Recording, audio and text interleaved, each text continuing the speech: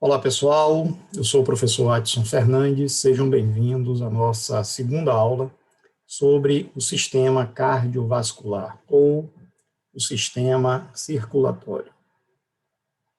Na primeira parte dessa aula, nós conceituamos o sistema cardiovascular, como um circuito fechado de canais por onde circula um componente fluido desse sistema chamado sangue, formado, esse sistema pelo coração, por artérias, veias e drenagem linfática. Nós também vimos que o componente fluido, que é o sangue, em média, se encontra nesse volume em nosso organismo. No homem, aproximadamente 5 a 6 litros de sangue, enquanto que na mulher, geralmente 1 litro a menos. Então, nós consideramos na mulher adulta 4 a 5 litros de sangue. Obviamente que isso aí varia de acordo com a estatura de cada indivíduo. Mas hoje nós vamos falar sobre coração. Esse é o nosso assunto, a segunda parte do sistema cardiovascular. E como é que nós conceituamos? Como é que a gente define o coração?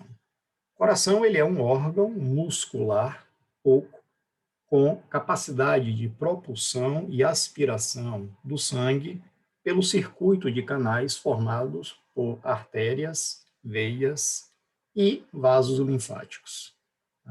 Então, o coração é um órgão muscular oco, com 4 câmaras internas, com essa capacidade de propulsão do sangue pelo interior das artérias e aspiração do sangue que vem das veias.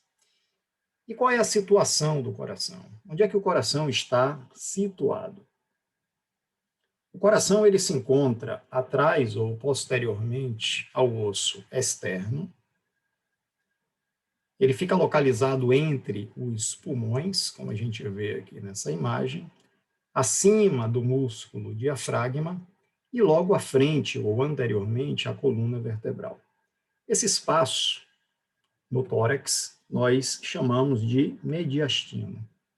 Então, essa é a localização do coração no tórax. Ele está presente no mediastino.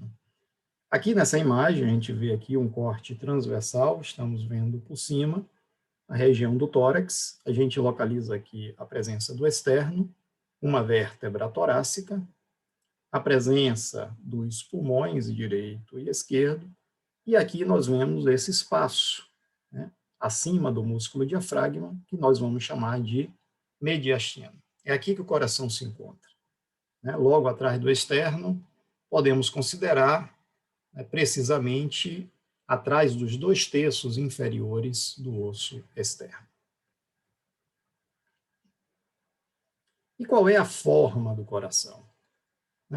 O coração ele tem um formato piramidal.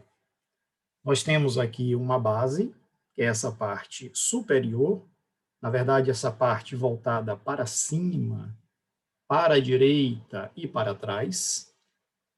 A base do coração é toda essa estrutura formada pelos átrios e os vasos, os chamados vasos da base, as artérias e veias que saem, que chegam até o coração. Então, toda essa estrutura localizada acima dos ventrículos é o que nós chamamos de base, e essa base do coração, ela está voltada para cima, para a direita e para trás. De maneira que a ponta da pirâmide, ou o ápice do coração, é inverso. Ele está voltado para baixo, para a esquerda e para a frente. Então, devido a essa posição do coração, com a base para cima, para a direita e para trás, praticamente esse coração está deitado. Ele está deitado sobre o músculo diafragma. Aqui nós temos uma vista ou uma visão anterior do coração. E se nós considerarmos o tamanho do coração, a gente pode dizer que, geralmente, em média, cada um tem o coração do tamanho do seu próprio punho, ou seja, da sua mão com os dedos flexionados. Em média, um coração sadio, em condições fisiológicas, de uma pessoa, né, o tamanho dele corresponderá ao tamanho do punho dessa pessoa. Naturalmente, esse coração ele pode estar, em algumas situações, aumentado de tamanho. Por exemplo, o coração do atleta. O coração é músculo, então, devido às exigências constantes de um atleta profissional, isso faz com que as fibras do miocárdio também hipertrofiem, né, e ele se torna um coração aumentado de tamanho, mas um coração forte. Ele aumenta de tamanho e há aumento da espessura da sua parede muscular. Então, o coração de um atleta, né, ele é um coração um pouco maior do que seria normalmente, né, numa condição normal, né, não de atletismo, mas é um coração grande e forte. Existem também as situações patológicas, em que o coração fica aumentado de tamanho, mas na medida em que ele aumenta, a espessura da parede não acompanha esse aumento, ao contrário, ela diminui. Ele se torna um coração dilatado. É o que a gente vê, por exemplo, na doença chagásica, né, doença de Chagas, ou um coração com insuficiência cardíaca provocada por uma hipertensão não tratada de alguns pacientes. Tá? Então, esse é o tamanho normal de um coração em condições fisiológicas. No atleta também é uma condição fisiológica, mas ele é aumentado de tamanho, ele é mais forte, porque ele bombeia mais sangue, né, numa frequência, né, de acordo com as exigências musculares, esqueléticas do treinamento, da condição física dessa pessoa. E, numa condição patológica, o coração pode estar aumentado de tamanho, mas aí ele fica enfraquecido, gerando a condição chamada de insuficiência cardíaca. Ok, e como é constituído o coração?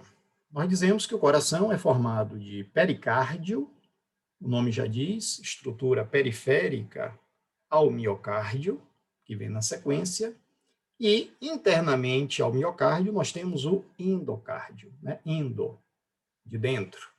É um prefixo que significa dentro. Pericárdio, nós temos aqui um prefixo, um prefixo de peri, que significa de periferia. Então, vamos primeiramente analisar essa imagem aqui. Nós estamos vendo a região do mediastino com os pulmões afastados, a parede anterior do tórax foi removida. Aqui a gente vê o diafragma e aqui o coração. Só que a gente percebe que esse coração está dentro de um saco. Isso aqui é um saco fibroso. Isso aqui é a estrutura que envolve perifericamente o miocárdio. É o pericárdio.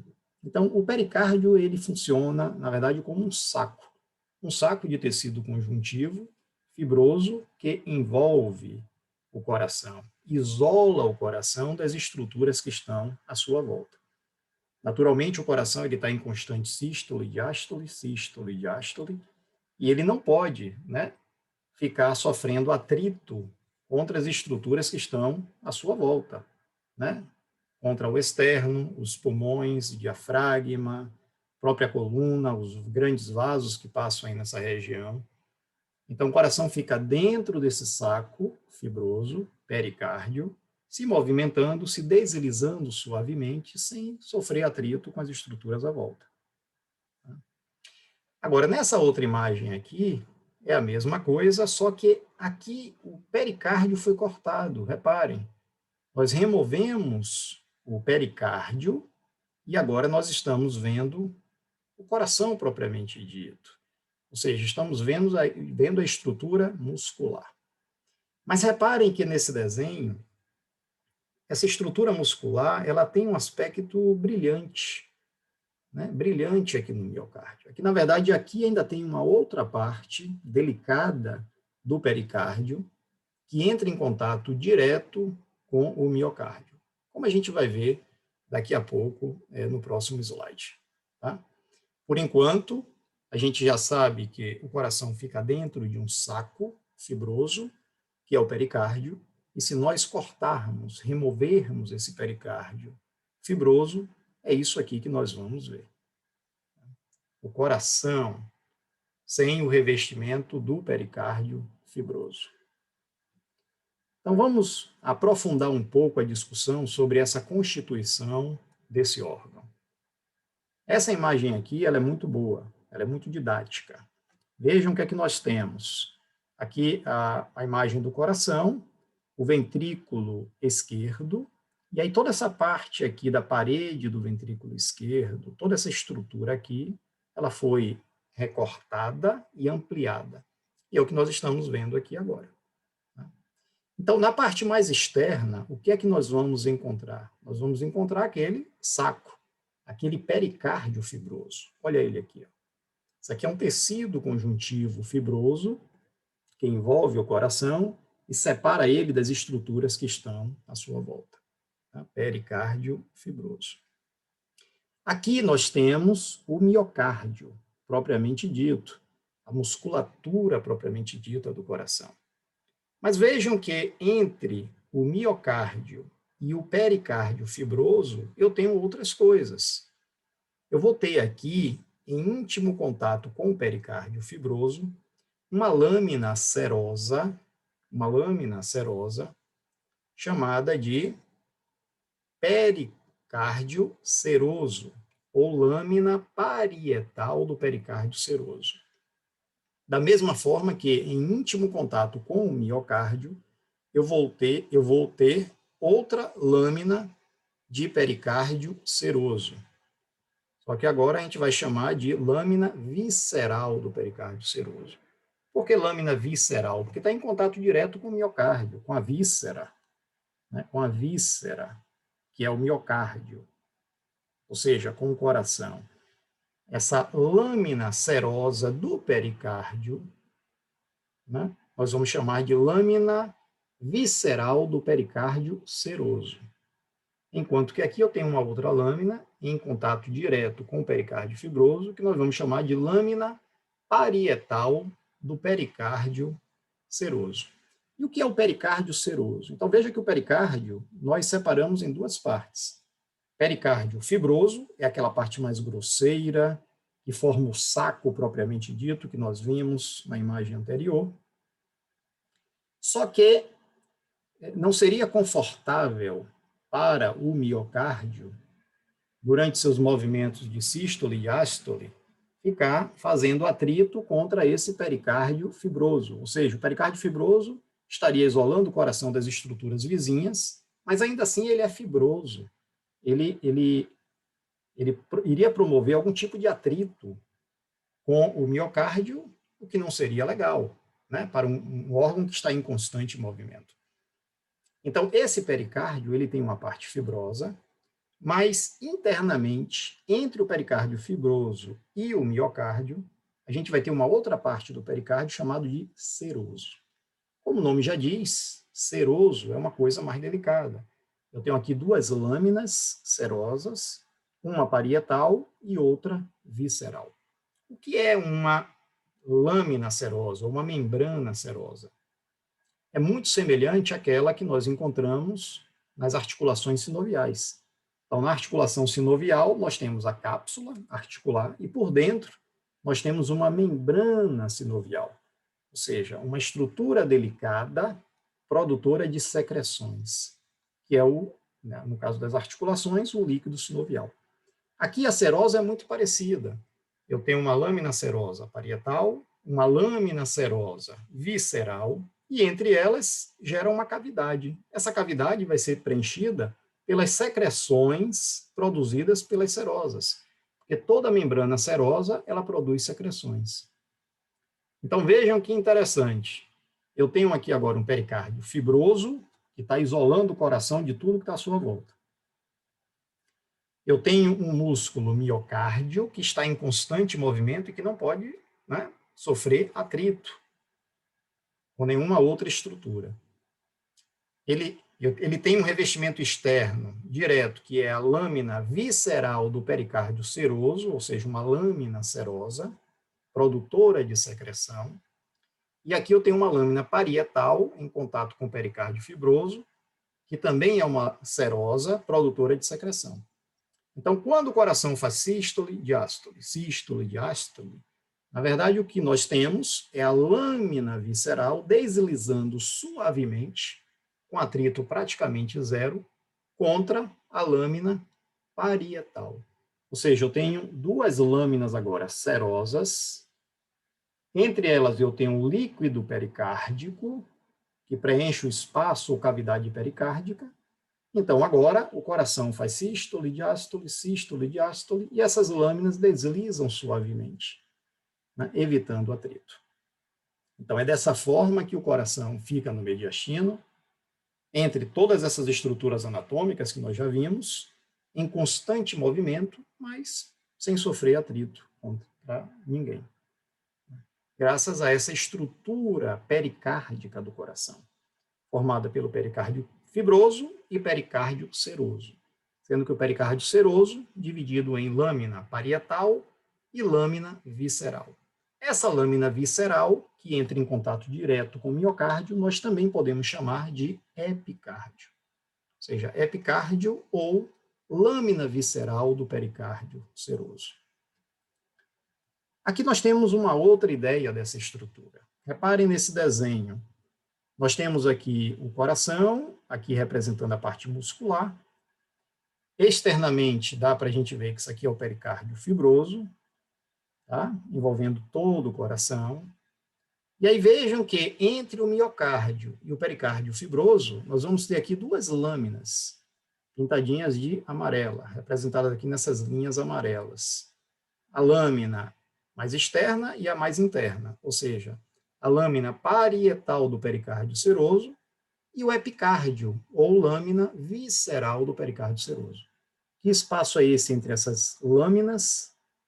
É a cavidade pericárdica, onde nós vamos ter o líquido pericárdico, que vai estar lubrificando essas lâminas, para que o coração se movimente sem atrito, né, contra qualquer estrutura que seja. Aqui, novamente, a mesma coisa, né? Estamos vendo aqui o miocárdio. Internamente, o miocárdio é revestido pelo endocárdio. Externamente, pelo epicárdio, como a gente já viu, ou lâmina visceral do pericárdio seroso. A cavidade pericárdica, a lâmina parietal do pericárdio seroso e o pericárdio fibroso. Então, esse é o segredo para que o coração esteja em constante movimento, pressionado por várias estruturas anatômicas, mas isento de qualquer atrito com quem quer que seja. Graças a esse sistema inteligente de estrutura pericárdica, formada pelo pericárdio fibroso e lâminas parietal e visceral do pericárdio seroso. Muito bem. Entendido isto, vamos agora compreender a chamada anatomia externa do coração. Aqui nós estamos vendo uma imagem anterior do coração. Essa aqui é a chamada face external, porque está voltado para o osso externo, ou face anterior do coração. E como eu disse a vocês, né, essa base é voltada para cima, para a direita e para trás. O ápice está voltado para baixo, para a esquerda e para a frente, de maneira que o coração praticamente fica deitado sobre o músculo diafragma, de maneira que esta face aqui, que é a face posterior do coração, nós também podemos chamar de face diafragmática. Então, aqui é uma vista anterior, face anterior ou external, e aqui uma face posterior ou diafragmática.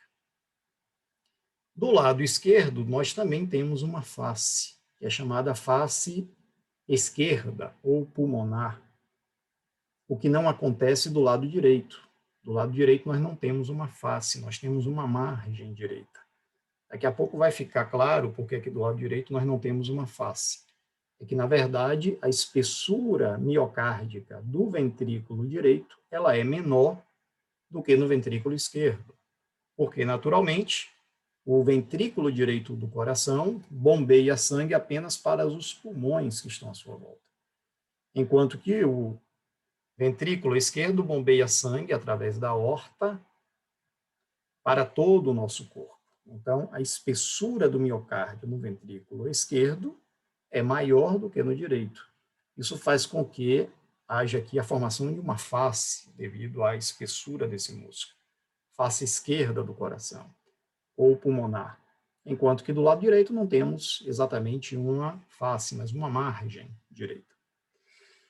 Ok, nós estamos vendo aqui, portanto, o ventrículo direito, como eu já falei, o ventrículo esquerdo, posteriormente a mesma coisa, esse aqui é o ventrículo direito, ventrículo esquerdo. Como é que nós separamos eles? Através de um sulco, aqui é um sulco chamado sulco interventricular anterior. Posteriormente, nós temos também um sulco interventricular posterior. Vejam que por esses sulcos percorrem vasos sanguíneos importantes, artéria e veia interventriculares anterior, artéria e veia interventriculares posterior. Da aorta, tá? Aqui nós estamos vendo o início da artéria aorta seccionada, saindo do ventrículo esquerdo do coração, portanto, levando o sangue oxigenado para todo o corpo humano. A gente sabe que do lado direito do coração só circula sangue rico em gás carbônico, enquanto que do lado esquerdo do coração, sangue rico em oxigênio. Então, aqui nós estamos vendo a artéria aorta, e aqui nós estamos vendo a artéria pulmonar, saindo do ventrículo direito. Vejam que, nessa parte superior aqui dos ventrículos, nós vamos encontrar um sulco que vai separar os ventrículos da base. Já falamos da base, né? A base é tudo que está acima dos ventrículos. São os átrios, são os vasos da base, artérias e veias. Então, nós temos um sulco aqui que contorna esse coração. Ele começa aqui da aorta, ele vai contornando aqui pelo lado direito o coração e pelo lado esquerdo, e continua posteriormente. Esse sulco, como ele contorna o coração, como se fosse uma coroa, né? Como se fosse uma coroa, ele é chamado de sulco coronário. Sulco coronário.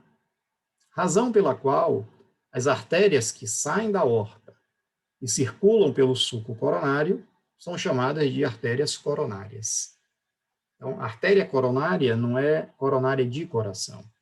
É coronária porque está passando pelo sulco coronário, em forma de coroa. Então, nós temos aqui a artéria coronária direita e a artéria coronária esquerda. As principais artérias que vão levar sangue oxigenado para todo o miocárdio. Então, quem é que conduz sangue oxigenado para o miocárdio? As artérias coronárias. Vejam que todo o sangue do nosso organismo, ele tem que passar por dentro do coração. Ele chega e, a partir do coração, ele é bombeado. Mas esse sangue que circula pelas câmaras internas do coração, pelos átrios e pelos ventrículos, de nada serve esse sangue para levar oxigênio ou nutrientes para o miocárdio. Quem vai oxigenar e levar nutrientes para o miocárdio são as artérias coronárias. De maneira que se uma artéria dessa, coronária, obstruir, por qualquer que seja a razão, o coração para de bater. Isso é um infarte. Né? O coração vai sofrer um infarte por falta de oxigenação. Então, temos aqui a artéria coronária direita, ela vai circulando pelo sulco coronário até a região posterior. Olha ela aqui, é a região posterior. E aqui, no limite entre os ventrículos, ela manda um ramo que desce pelo sulco interventricular posterior, que é chamado de artéria interventricular posterior. Do lado esquerdo, a gente tem a artéria coronária esquerda.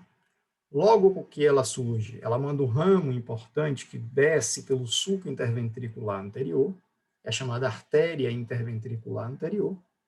E temos a continuação dessa artéria coronária esquerda pelo sulco coronário, que agora a gente vai chamar de artéria circunflexa. E ela vai continuar pelo sulco coronário. E aí vejam que, na medida em que essas artérias circulam, as principais artérias vão circulando, coronária direita, coronária esquerda, interventricular anterior, circunflexa, interventricular posterior, elas vão se ramificando, elas vão dando ramos colaterais e ramos terminais, responsáveis por conduzir o sangue oxigenado para toda a estrutura muscular do coração, para toda a estrutura muscular do coração. E aí, naturalmente, onde tem artéria, tem as veias, né? Então, a gente tem aqui as veias que acompanham as artérias e que drenam agora o sangue do coração de volta, né, para a câmara superior do coração, chamado de átrio direito. Ok. Cadê os átrios? A gente consegue visualizar melhor os átrios direito e esquerdo pela face posterior diafragmática do coração. Então, vejam que aqui nessa imagem posterior, nós visualizamos bem o átrio direito do coração. Aqui a veia cava superior, trazendo sangue da cabeça e dos membros superiores para o coração. A veia cava inferior, trazendo sangue do restante do corpo para o coração, para o átrio direito. E aqui a gente está vendo o átrio esquerdo, com as suas veias pulmonares direita, superior e inferior, e as veias pulmonares esquerdas, superior e inferior, que vêm dos respectivos pulmões direito e pulmão esquerdo. Então, o sangue sai pelo ventrículo direito, sangue rico em gás carbônico, através da artéria pulmonar e vai para onde? Para os pulmões. Lá, esse sangue vai sofrer a hematose, ele vai liberar gás carbônico, vai absorver oxigênio e agora volta na forma de veias para o átrio esquerdo do coração. Esse sangue agora que chegou no átrio esquerdo, rico em oxigênio, passa para o ventrículo esquerdo e do ventrículo esquerdo sai pela artéria aorta, levando sangue oxigenado para todo o organismo. E de todo o organismo volta agora o sangue rico em gás carbônico através das veias cava superior e inferior, que traz o sangue venoso de volta para o coração através do átrio direito. Então, ventrículo direito, pulmões, átrio esquerdo. Do átrio esquerdo, ventrículo esquerdo. Ventrículo esquerdo, corpo humano, átrio direito. E aí fica sempre nesse circuito, por isso que nós chamamos, né, de circuito fechado de canais. É um circuito fechado formado pelo coração, artérias, veias, e como vimos na primeira aula, entra também na composição aí os vasos linfáticos que servem para drenar a linfa, né? Que é aquele saldo que fica sempre na troca a nível dos capilares.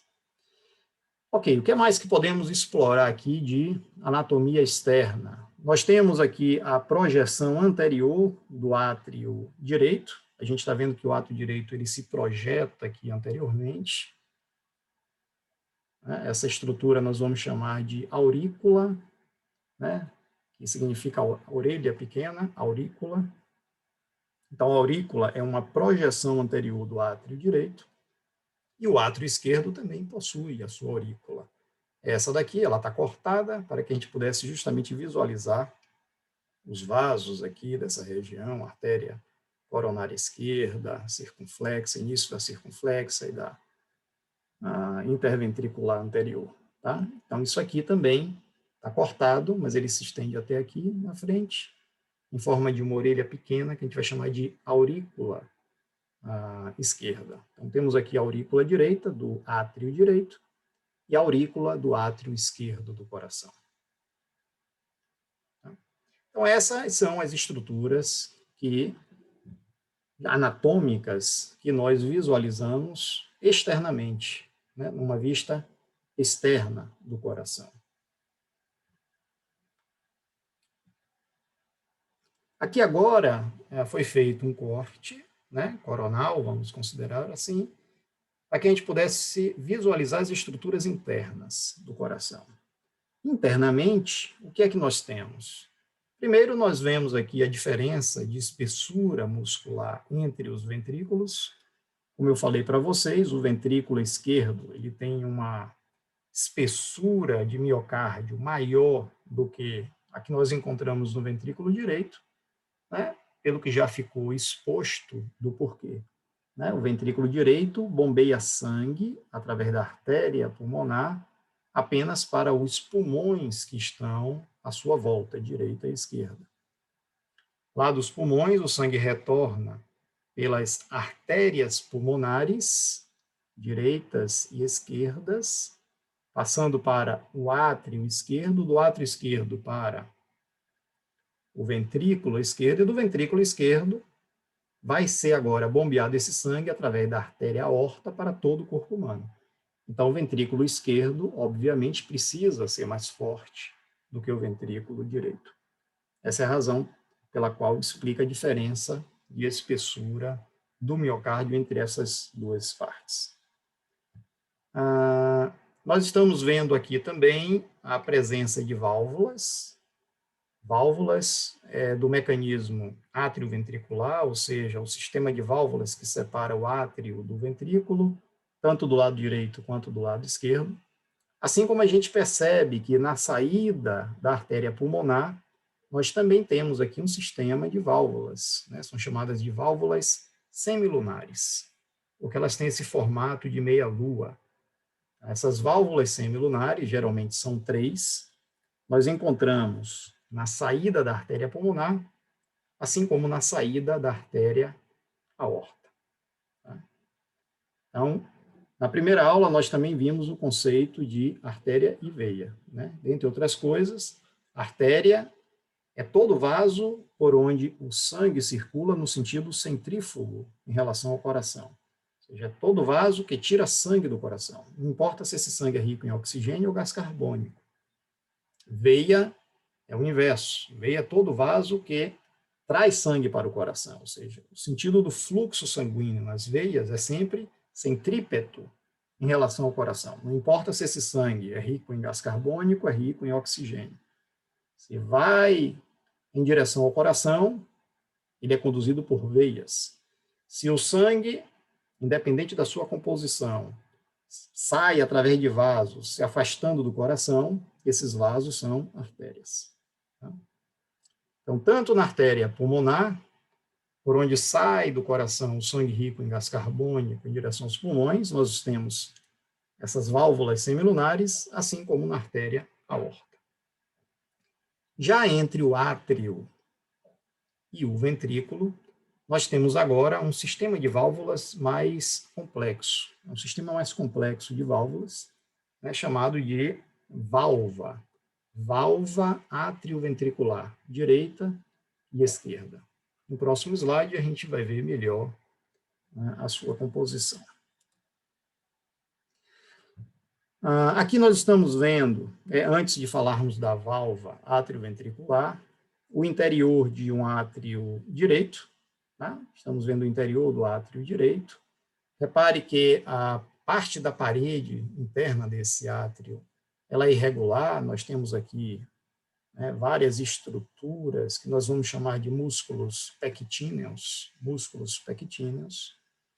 Aqui embaixo nós estamos vendo o início do ósteo átrio-ventricular, onde nós encontramos o sistema de válvula átrio-ventricular.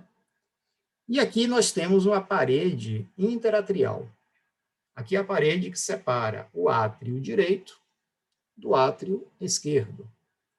E aí, nessa parede, nós vemos essa estrutura, né, de formato ovalado, oval, que nós vamos chamar de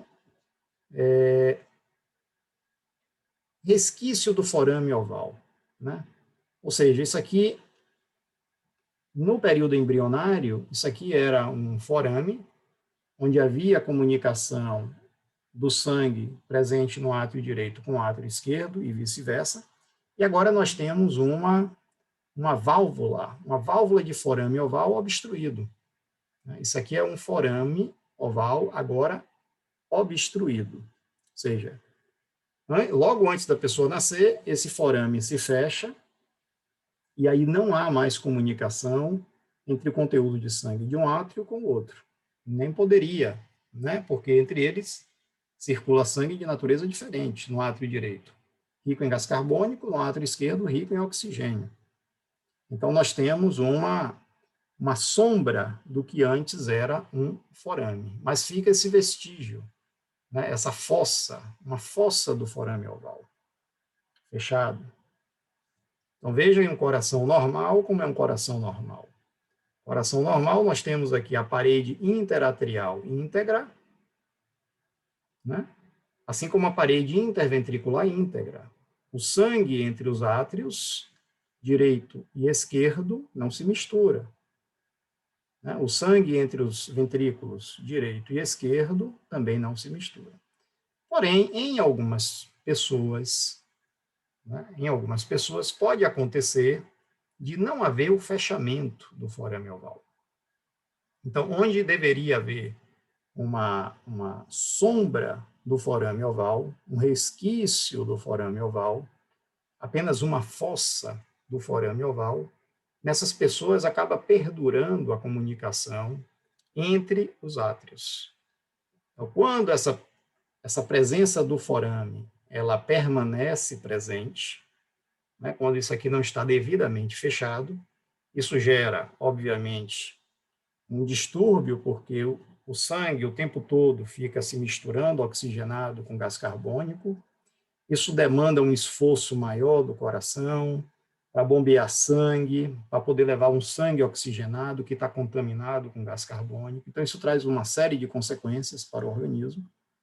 Geralmente, isso é detectado, né, numa avaliação clínica ou cardiológica, e aí, geralmente, o tratamento para pessoas que apresentam forame, né, forame oval ativo entre os átrios é o fechamento cirúrgico.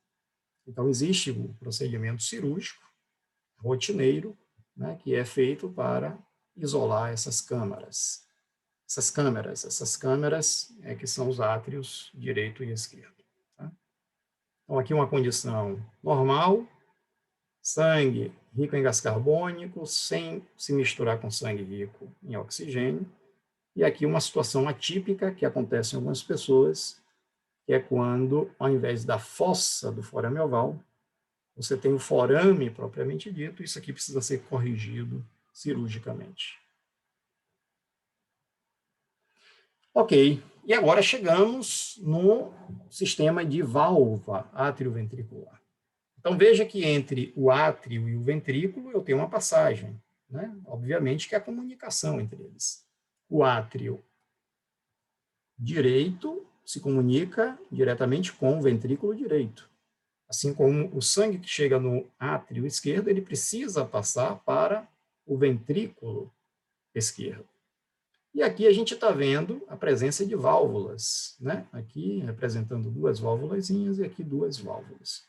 Mas eu disse para vocês que não são simplesmente válvulas. Aqui é um sistema mais complexo de válvulas que nós vamos chamar de válvula.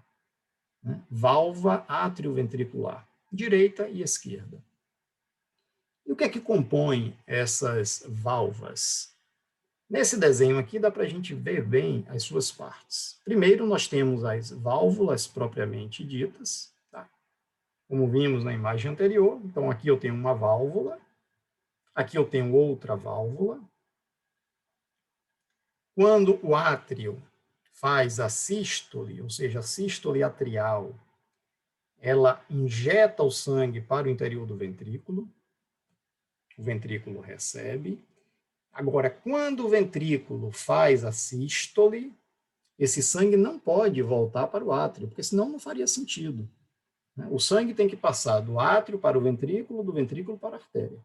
Então, lado direito, átrio direito, ventrículo direito, artéria pulmonar.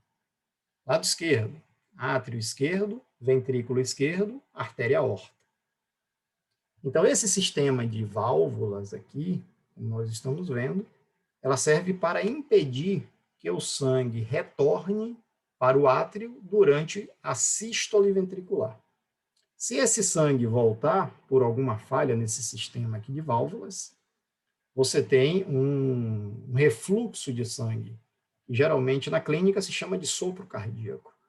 Sopro cardíaco é quando você tem um refluxo de sangue por alguma falha nesse sistema e não está bloqueando totalmente, né, o sangue, e aí parte dele retorna para o átrio quando o ventrículo faz a sístole. Isso se chama sopro cardíaco. Mas aqui nós estamos considerando uma estrutura normal, ou seja, fisiológica, sem nenhum tipo de problema. Então, o que é que nós vamos ter entre o átrio e o ventrículo. O que é que vai compor esse ósteo atrioventricular para que essas válvulas funcionem de forma adequada? Então, primeiro nós temos as válvulas propriamente ditas, tá? Aqui a gente está vendo duas, uma, duas. Mas nós temos aqui também, saindo da parede interna do ventrículo, músculos em forma de montanhas, repare, ou papilas. Repare que sai aqui um músculozinho e volta, como se fossem pequenas montanhas ou papilas. E por isso nós vamos chamar esses músculos de músculos papilares. Músculos papilares. E aí vejam também que da ponta desses músculos papilares estão saindo cordas tendíneas que estão fixando esses músculos papilares às válvulas, que nós também chamamos de cúspides, válvulas ou cúspides. Então, reparem que as válvulas ou cúspides, aqui no caso duas que nós estamos vendo, elas estão presas aos músculos papilares através de cordas tendíneas. Então, essas estruturas aqui vão compor um complexo chamado válvula. Válvula atrioventricular, seja do lado direito, seja do lado esquerdo do coração. Válvula atrioventricular é o sistema presente no ósteo atrioventricular que serve para impedir que o sangue do ventrículo retorne para o átrio. Quando o coração faz sístole atrial, essas válvulas, como a gente está vendo aqui, elas caem, elas despencam para baixo, elas permitem a passagem do sangue. Olha aqui, ó. Quando ocorre a sístole atrial, essas válvulas caem e o sangue passa tranquilamente, sem nenhuma resistência do átrio para o ventrículo. Mas quando os ventrículos fazem agora a sístole, essas válvulas são empurradas para cima, e para que não aconteça delas subirem muito e se abrirem a ponto de permitir a passagem do sangue, vai existir os músculos papilares e as cordas tendíneas para travá-las, impedindo que elas se abram e o sangue retorne. Se houver alguma falha nesse sistema, como eu falei para vocês, parte do sangue retorna para o átrio, tornando o sistema de batimento cardíaco pouco eficiente, é o sopro cardíaco. Tá? Então, válvula atrioventricular, presente nos ósteos atrioventriculares, formado por músculos papilares, cordas tendíneas e válvulas ou cúspides. Do lado esquerdo do coração, geralmente nós temos duas válvulas ou duas cúspides. Então, nós chamamos a válvula atrioventricular esquerda de mitral ou bicúspide. Tá? Válvula mitral ou bicúspide. Do lado direito, geralmente nós temos uma, duas, três válvulas, chamado por isso de válvula atrioventricular direita tricúspide. Válvula tricúspide, lado esquerdo, válvula bicúspide, ou também conhecida como válvula mitral. Tá? Válvula tricúspide, válvula mitral. Aqui, o que nós estamos vendo nessas duas partes aqui, numa vista superior, é o quê? A saída, o início da artéria pulmonar, com a presença daquelas válvulas semilunares. Então, veja que as válvulas semilunares, elas são mais simples, não tem esse complexo de músculo papilar, de cordas tendíneas. São válvulas em forma de meia-lua, são três, aqui na origem ou na saída da artéria pulmonar, assim como nós temos três válvulas semilunares na saída da artéria aorta. Então, essa imagem aqui mostra o coração em sístole ventricular. Por que nós sabemos que aqui o coração está em sístole ventricular? Porque os ventrículos fizeram a sístole, as válvulas atrioventriculares elas subiram, estão travadas, então bloqueou aqui o contato do ventrículo com o átrio para o sangue não retornar, e o sangue agora foi impulsionado pelas artérias pulmonar e aorta. Então, as válvulas semilunares se abriram. Se nessa imagem estivesse na fase de diástole ventricular, ou seja, o ventrículo, né, relaxando para receber o sangue que vem do átrio, aqui essas válvulas ou essas cúspides estariam abaixadas, isso aqui estaria aberto, para que o sangue estivesse passando do átrio para o ventrículo, e aqui as válvulas semilunares é que estariam fechadas, né? Porque quando ocorre a diástole ventricular, é como se o ventrículo agora estivesse sugando o coração, o sangue, além dele sugar do átrio, ele também suga das artérias. Né? Por exemplo, o ventrículo esquerdo, quando ele faz diástole, ele agora está sugando o sangue do átrio esquerdo e da aorta. Para que o sangue que acabou de ser injetado pela aorta não retorne, então as válvulas semilunares se fecham, impedindo o retorno. Então é um sistema de bomba altamente eficiente, que só permite a passagem do sangue em um único sentido: átrio, ventrículo, ventrículo, artéria. Átrio, ventrículo, ventrículo, artéria. Não existe outra forma, a menos que haja uma deficiência no sistema de válvulas. Tá? Então, nessa imagem aqui, a gente sabe que é uma imagem representando o momento da sístole ventricular, onde o sangue está sendo empurrado para as artérias, por isso que as válvulas semilunares estão abertas, e as válvulas ou as cúspides do sistema atrioventricular, elas foram empurradas para cima e agora estão travadas. Travadas pelos músculos papilares através das cordas tendinas. Tá? Então, isso aqui nós chamamos de válvula atrioventricular. Espero que isso tenha ficado claro para todos vocês. Inervação. O coração ele tem um sistema nervoso próprio. Ele recebe influência, naturalmente, das fibras simpáticas e parasimpáticas do organismo, mas ele também tem um sistema nervoso próprio, altamente eficiente.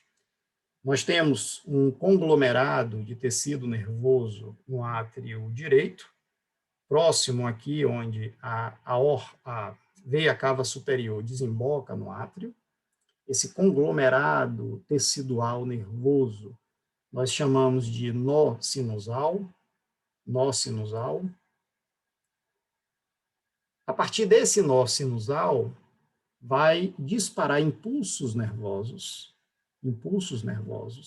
que vão percorrer, através de diversas fibras do sistema nervoso, todo o miocárdio dos átrios, direito e esquerdo. Então, quando o nó sinusal dispara o impulso nervoso, primeiramente, quem responde são os átrios fazendo contração do miocárdio. Então, nó sinusal dispara o impulso nervoso, eu tenho uma sístole atrial. Sístole atrial.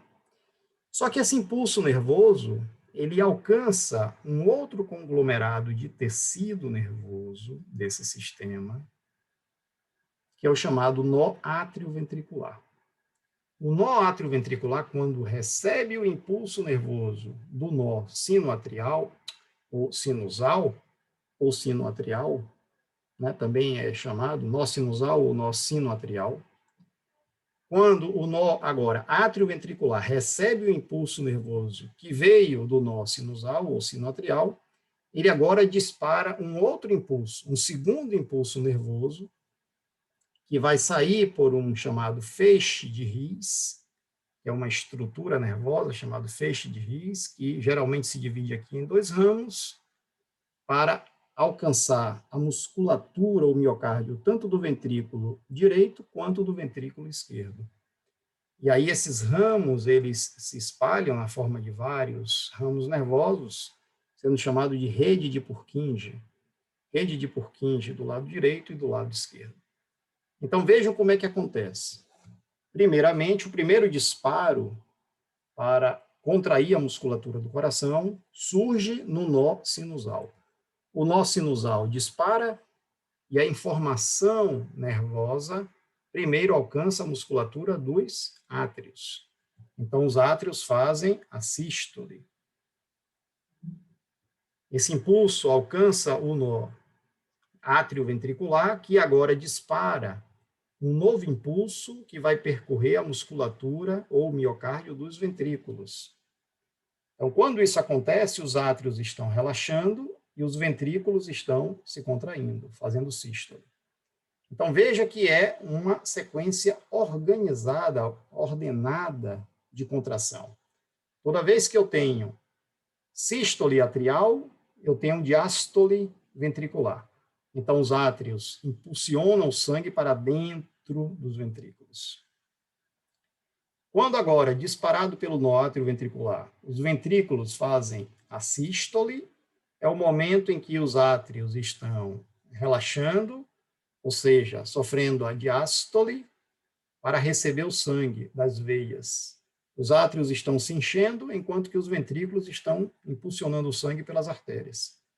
Agora, novamente, os átrios fazem a sístole atrial e os ventrículos relaxam, fazem a diástole para receber o sangue que vem dos átrios.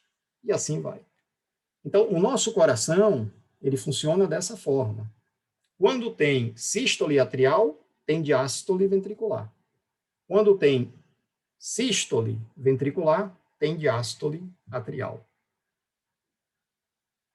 Aí o que é que acontece se houver um desarranjo, né, nesse sistema de disparo nervoso intrínseco do coração e tanto o átrio quanto o ventrículo fizerem a sístole e a diástole ao mesmo tempo? O coração não vai funcionar. Aí o coração ele está fibrilando, ele entrou numa fase de fibrilação e aí o sangue não está indo para lugar nenhum. Né? Não está circulando direito porque não está funcionando, não é funcional.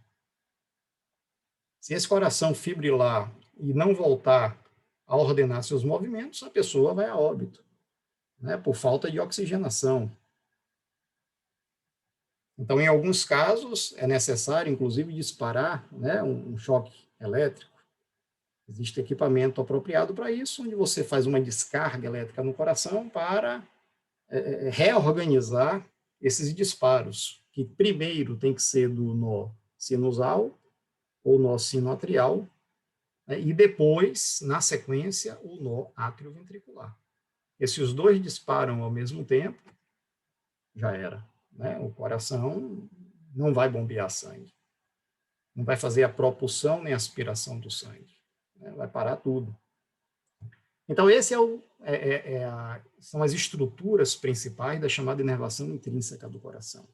Né? Nó sinusal ou sino atrial, presente no átrio direito do coração, dispara sua carga elétrica, que percorre primeiro os átrios, fazendo a sístole atrial. Essa descarga elétrica alcança o nó átrio-ventricular, que dispara um segundo impulso, que agora passa pelo feixe de His, ramos do feixe de His direito e esquerdo, rede de Purkinje, alcançando o miocárdio dos ventrículos, e agora os ventrículos fazem a sístole, enquanto que os átrios relaxam. Um movimento sincronizado, organizado, entre átrio e ventrículo. Átrio e ventrículo. Okay? Essa, então, é a inervação própria ou intrínseca do coração. Aqui uma outra imagem ilustrando novamente, né? O nó sinusal, ou sino atrial, a inervação pela musculatura dos átrios, o nó átrio-ventricular, o feixe de His, os ramos do feixe de His e a rede de Purkinje, né? Inervando toda a musculatura, todo o miocárdio dos ventrículos. Ok, e nessa circulação, né, a partir do coração, nós temos, então, a chamada circulação pequena e a circulação grande. A circulação pequena, ou circulação pulmonar, é aquela que começa pelo ventrículo direito do coração. Então, o ventrículo direito do coração, já falamos sobre isso, vai bombear sangue através da artéria pulmonar para os pulmões direito e esquerdo. Por que essa artéria pulmonar está pintada aqui de azul? Para mostrar que o tipo de sangue que está passando por ela é um sangue rico em gás carbônico, é lado direito do coração. Esse sangue agora chega nos pulmões, vai liberar gás carbônico, vai absorver oxigênio, ou seja, vai haver aí a hematose, e agora esse sangue oxigenado, ele volta para o coração através das veias pulmonares, 2 do lado direito, 2 aqui do lado esquerdo, pintadas de vermelho, porque é um sangue rico agora em oxigênio. Essas veias pulmonares vão levar o sangue oxigenado para o átrio esquerdo do coração. Então, essa é a chamada pequena circulação, ou circulação pulmonar. Ventrículo direito, pulmões, átrio esquerdo. Ponto. Aqui mostrando o momento da hematose, né? Que é quando os capilares têm uma parede comum com os alvéolos pulmonares, mas isso a gente pode falar melhor numa ocasião quando estivermos discutindo o sistema respiratório. Agora nós temos a grande circulação, ou seja, o sangue chegou oxigenado no átrio esquerdo. O átrio esquerdo vai agora injetar o sangue oxigenado para o ventrículo esquerdo. E do ventrículo esquerdo do coração, esse sangue vai ser bombeado através da artéria aorta e saindo pela aorta, um sangue agora rico em oxigênio, por isso que a aorta está pintada aqui de vermelho. Olha aqui, sem o coração, a grande artéria do nosso corpo, em diâmetro e comprimento. Através da aorta, o sangue oxigenado que sai do ventrículo esquerdo vai para todo o nosso corpo, todas as partes do nosso corpo, levando o oxigênio. Então, por isso é chamado de grande circulação, ou circulação sistêmica. Qual é a grande circulação ou circulação sistêmica? Ventrículo esquerdo, corpo humano, átrio direito. Porque agora, quando libera oxigênio, absorve gás carbônico, e aí volta para o coração através das veias cavas superior e inferior. Superior e inferior, olha a veia cava superior aqui, para o átrio direito do coração. E aí começa tudo de novo. Ventrículo direito, agora pequena circulação. Ventrículo direito, pulmões, átrio esquerdo. Agora, ventrículo esquerdo, corpo humano, átrio direito, grande circulação. Então, na pequena circulação, na artéria, temos sangue rico em gás carbônico e nas veias, sangue rico em oxigênio. Na grande circulação é o inverso. Nas artérias tem sangue oxigenado e nas veias tem sangue rico em gás carbônico. Ok. E aqui, bacana, né? Como está escrito, nós aprendemos que o coração tem o mesmo tamanho do nosso punho, porém, nós continuamos esquecendo de que eles não possuem as mesmas funções. Tá? Então, uma mensagem bacana em inglês, né, para a gente poder refletir um pouco sobre a humanidade. Ok, pessoal, é isso aí. É esse conteúdo de hoje que eu queria falar para vocês. Espero que tenham gostado. Aproveitem, estudem. Um abraço a todos.